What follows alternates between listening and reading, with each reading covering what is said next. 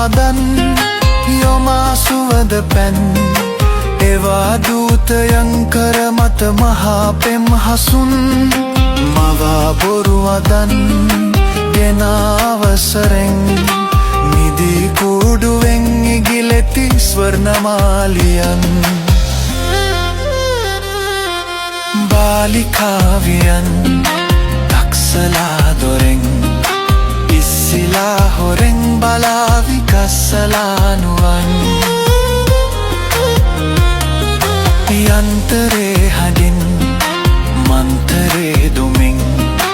රාවණා ඇවිත් හිඳේවි සෙලමේ හින්දන්